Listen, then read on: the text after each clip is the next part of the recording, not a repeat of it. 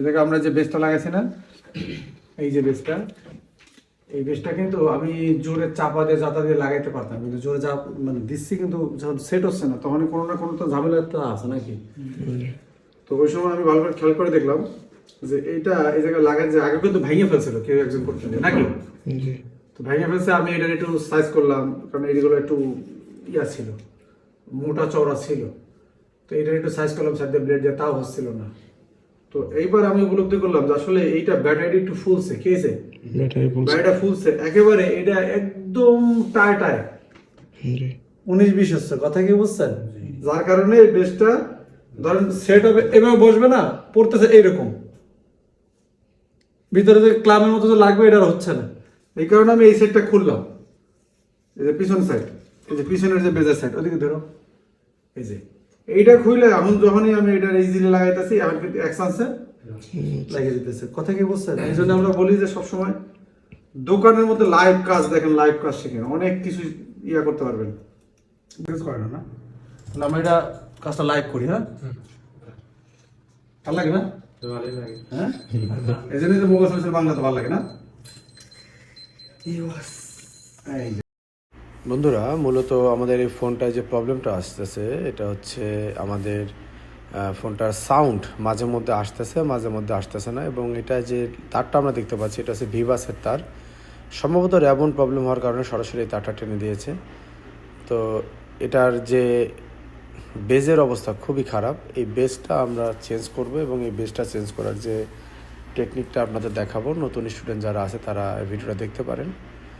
এখানে মাদারবোর্ডের সাথে যে বেজ আছে এবং ডিসপ্লের আমাদের যে বিটিভি কানেক্টর যেটা আছে সেটার বেজের অবস্থা, দুটোর অবস্থা মোটামুটি খারাপ। একটু ভালো করে চেক করে আমি দেখতেছি।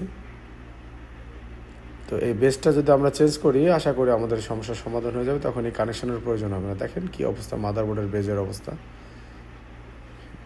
খুবই খারাপ অবস্থা।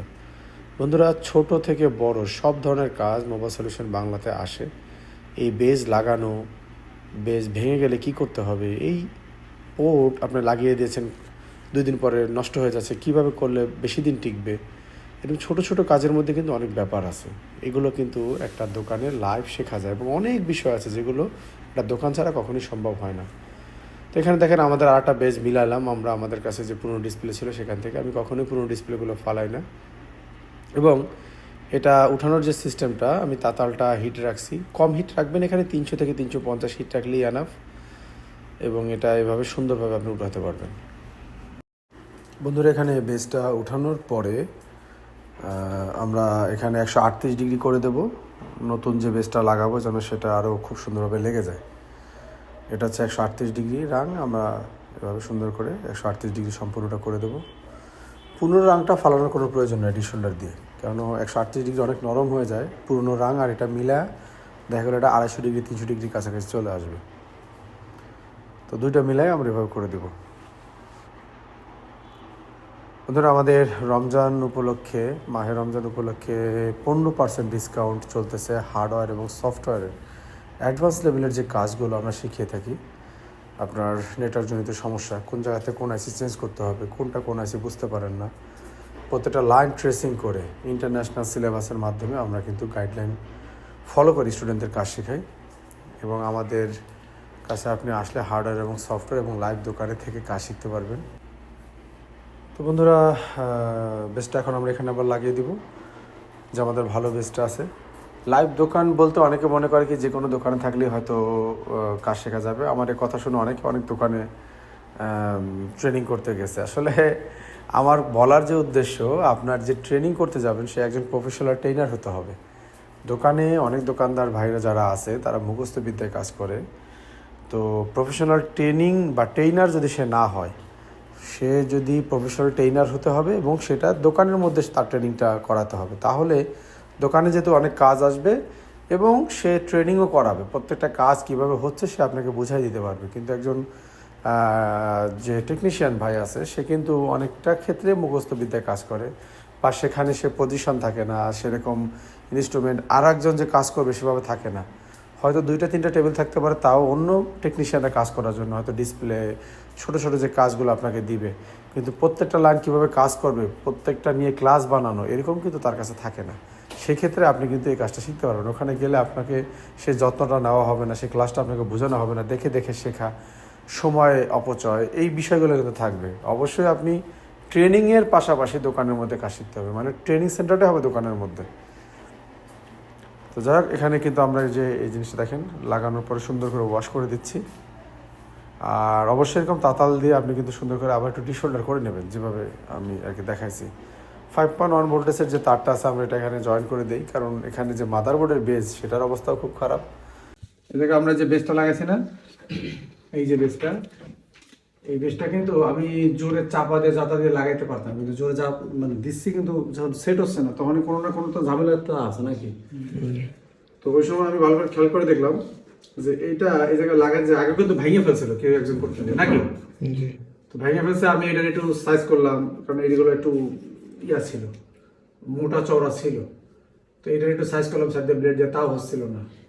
তো এইবার আমি উপলব্ধি করলাম যে আসলে এইটা ব্যাটারি একটু ফুলছে, কি হয়েছে ব্যাটারিটা ফুলছে একেবারে, এটা একদম টায় টায় 19-20 হচ্ছে, কথা কি বুঝছেন? যার কারণে এই বেসটা ধরেন সেট হবে এভাবে বসবে না, পড়তেছে এইরকম, ভিতরে যে ক্লামের মতো যে লাগবে এটা আর হচ্ছে না।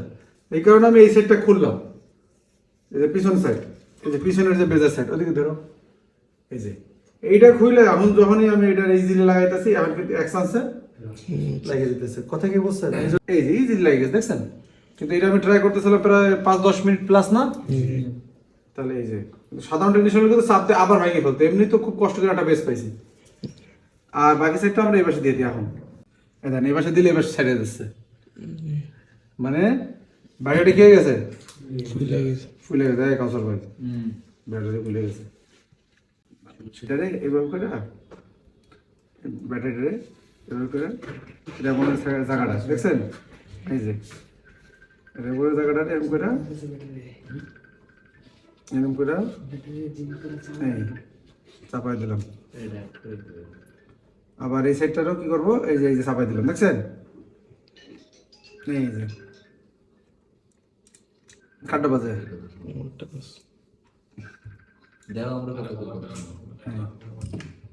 এটাও কি উপস্থিত বুঝি লাগছে এবার। তাই ব্যাটারি যে একটু চাপ দেওয়া লাগবে, ওই যে ব্যাটারি কি করলাম একটু করে দেবো, মানে কাস্টমার তো বলা যায় না আপনি ব্যাটারি চেঞ্জ করেন।